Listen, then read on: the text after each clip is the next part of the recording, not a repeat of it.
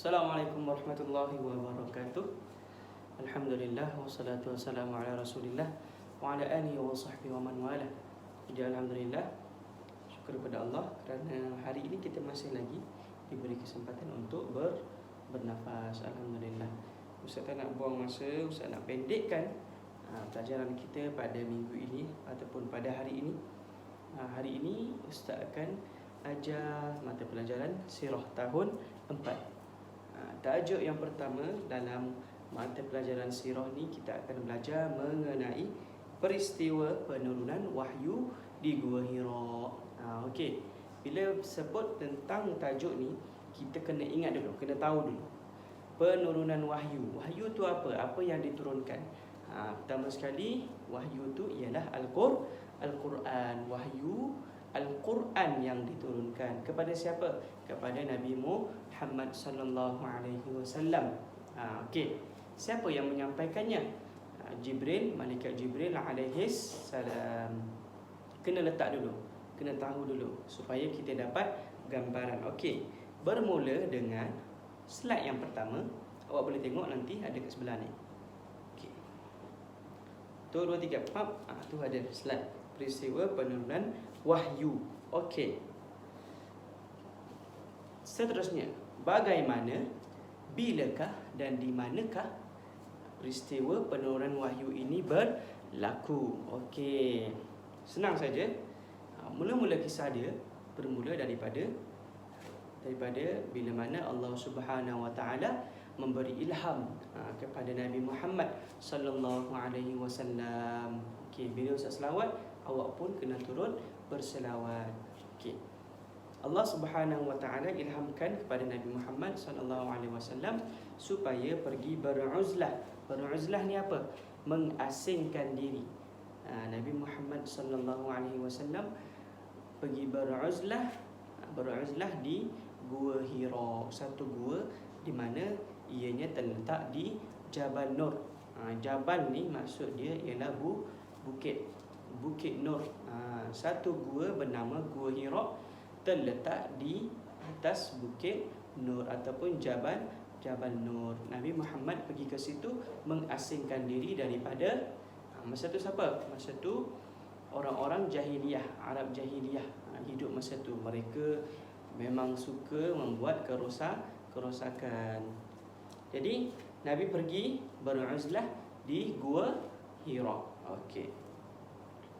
Pada malam 17 Ramadan, sehinggalah sampai pada malam 17 Ramadan ni, bila sebut Ramadan adalah bulan puasa, kira-kira 13 tahun sebelum hijrah bersamaan 610 Masihi.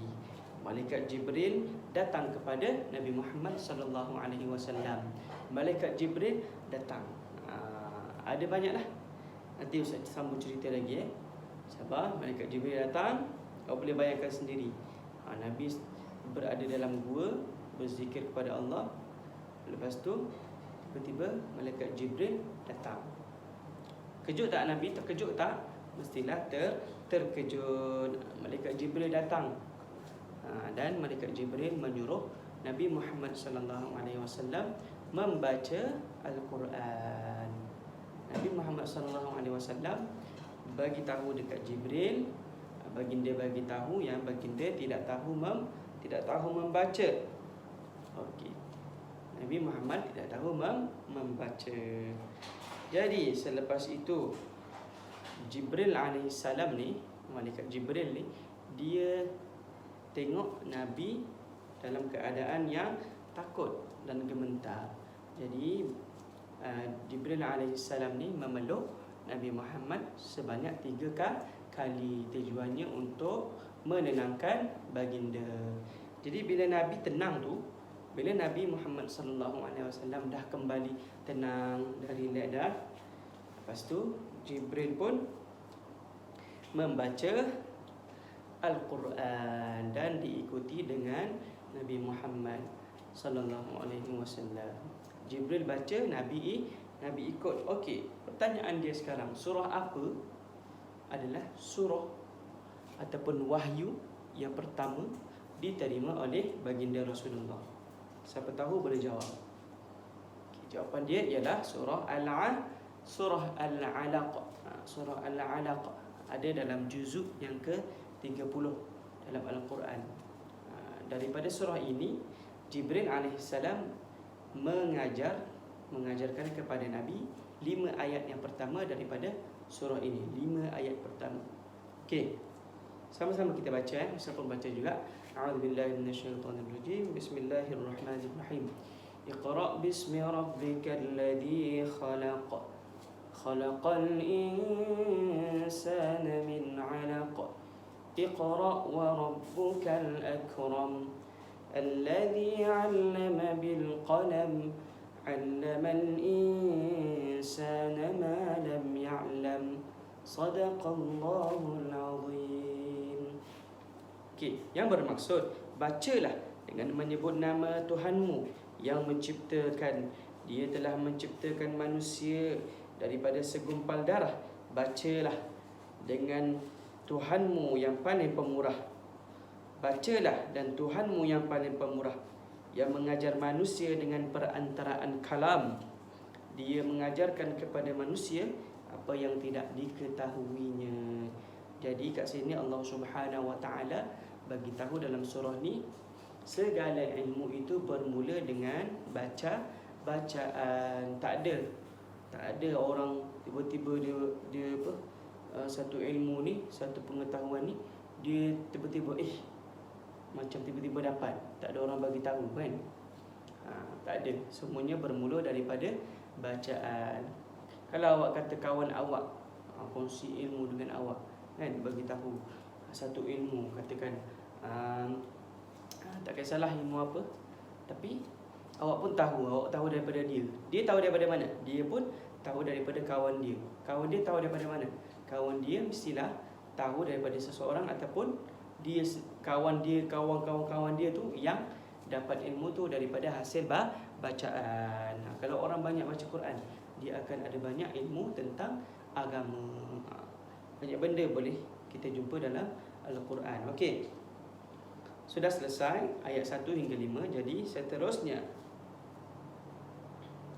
bila dah selesai kisah tu, bila Nabi pun dah dapat wahyu daripada Jibril alaihissalam, kemudian Nabi pun pulang balik ke rumah baginda. Nabi sangat-sangat terkejut, sangatlah terkejut, menyebabkan Nabi SAW berasa takut dan gemetar. Nabi balik rumah terus baring dan Nabi kesejukan. Nabi pun minta kepada Khadijah. Khadijah ni siapa? Isteri Nabi Muhammad SAW. Minta Khadijah untuk menyelimutkan Nabi. Nabi minta Khadijah. Jadi Khadijah pun selimutkan baginda. Dan lama kelamaan baginda menjadi tenang daripada takut tadilah, terkejut. Kalau kita pun terkejut kan, kita kalau tengok orang asing datang dekat kita, orang yang kita tak kenal datang dekat kita takut tak? Kita mesti takut dan kita pun berjaga-jaga. Macam itulah. Okey, seterusnya, bila Nabi dah tenang, Nabi pun cerita dekat Khadijah. Nabi cerita tentang apa yang berlaku. Datangnya malaikat Jibril kan, sampaikan wahyu ayat Al-Quran kan. Nabi cerita semua kepada Khadijah. Dan Khadijah pun rasa ingin bertanya. Khadijah pun pergi bawa Nabi bertanya dengan sepupu Khadijah. Siapakah beliau? Iaitu Naufal bin Waraqah. Naufal bin Waraqah ni adalah sepupu kepada Khadijah. Naufal bin Waraqah ni dia menjelaskan bahawa peristiwa itu adalah menunjukkan bahawa Nabi Muhammad sallallahu alaihi wasallam dilantik sebagai rasul. Jadi sebab itulah kita panggil Rasulullah, pengutus, the messenger. Rasulullah, besarnya,